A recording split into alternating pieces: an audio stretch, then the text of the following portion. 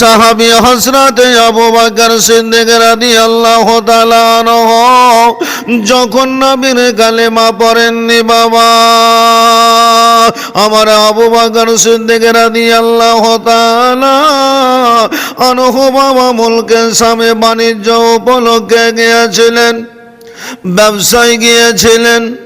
সারাদিন ব্যবসা করার পরে রাত্রিতে উনি শুয়ে আছেন, আর রাত্রিতে শুয়ে যেন একটা স্বপ্ন দেখলেন। বলে কি স্বপ্ন? আসমানের তারা যে দেখা যায়, ওই আসমানের তারার মধ্যে একটা তারা যেন এসে আমার ঝুলিতে এসে প্রবেশ করে নিল। আসমানের তারা এসে আমার ঝুলিতে প্রবেশ করলো। আমার আবু বকর সিদ্দিক রাদিয়াল্লাহু তাআলা আনহু এই স্বপ্নটা দেখার পরে বড় তাজ্জব হয়ে গেলেন। আর যেন রাত্রিতে ঘুম হলো না, আর যেন বিছানায় পেট লাগালেন না। সকাল হলো, সকাল হয়ে গেল। ওই মুলকের সামনে একজন রাহিবকে, যে বাবা স্বপ্নের কথা বলে দিতে পারে, স্বপ্নের তাবির খানা বলে দিতে পারে, তার কাছে গিয়ে জিজ্ঞাসা করলো। বলে ভাই গো, আমি যে স্বপ্নটা দেখলাম, আসমান থেকে তারা এসে যেন আমার ঝুলিতে এসে প্রবেশ করলো, এর কারণটা কি? সঙ্গে সঙ্গে রাহিব বলে দিল, বলে মক্কা নগরে এমন একজন সুসন্তান আছে। স্বপ্নের তাবিরটাও হলো এটাই, মক্কা নগরে এমন একজন সুন্দর চরিত্রবান ব্যক্তি আছে, যিনি হলেন আব্দুল্লাহর বেটা মোহাম্মদ।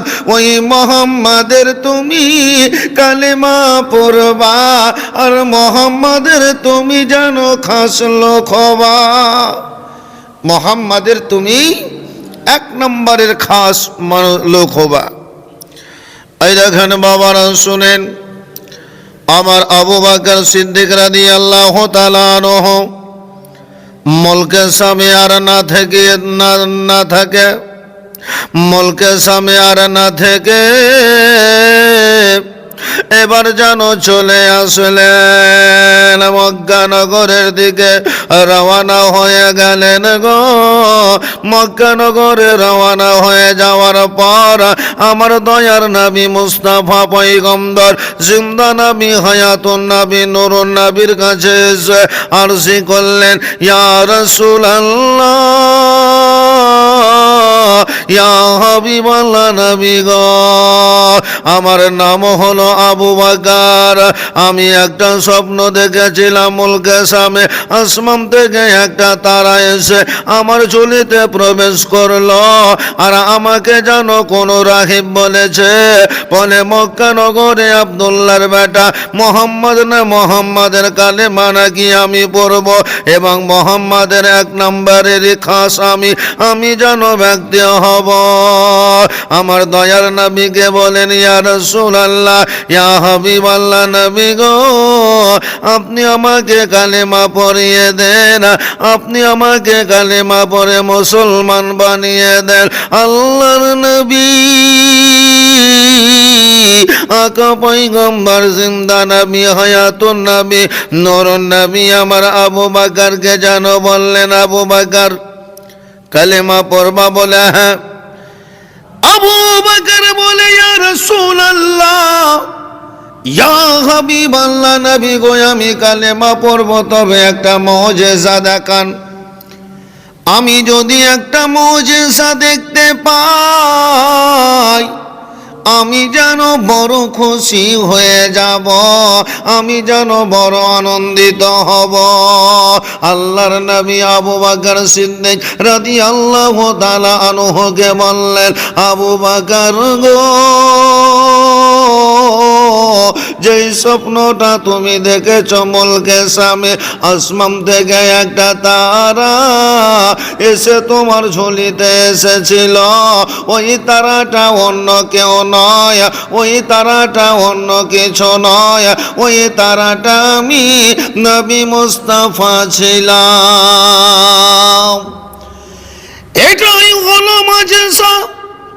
আবু বকর বড় তাজ্জুব হয়ে গেলেন, ইয়া রাসূলুল্লাহ,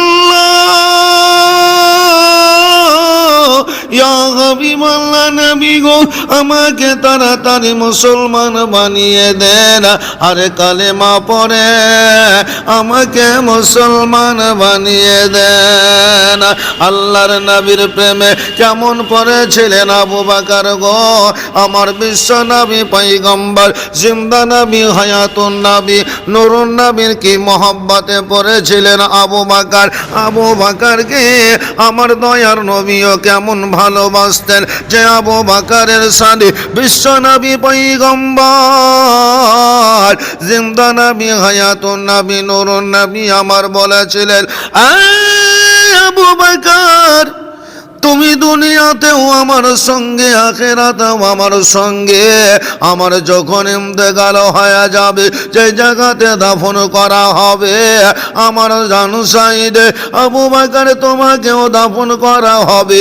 আল্লাহর নবীর ওফাতের পর আবু বকর সিদ্দিকের যখন ইন্তেকাল হয়েছিল, আবু বকর সিদ্দিকের লাশখানাকে নিয়ে আমার বিশ্ব নবী একা পয়গম্বর জিন্দা নবী হায়াতুন নবী নূরুন নবীর রওজা মুবারকের কাছে গিয়ে কত সাহাবীরা আরজি করেছিলেন, ইয়া রাসূলুল্লাহ, ইয়া হাবিবাল্লাহ, নবী গো, আবু বকর ইন্তেকাল করেছে, আবু বকরকে কোথায় দাফন করা হবে?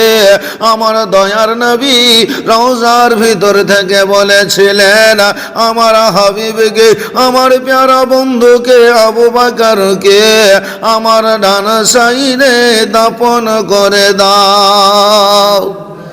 আমার বিশ্ব নবীর মজেজা দেখুন, আমার প্যারা নবীর মজেজা দেখুন বাবা।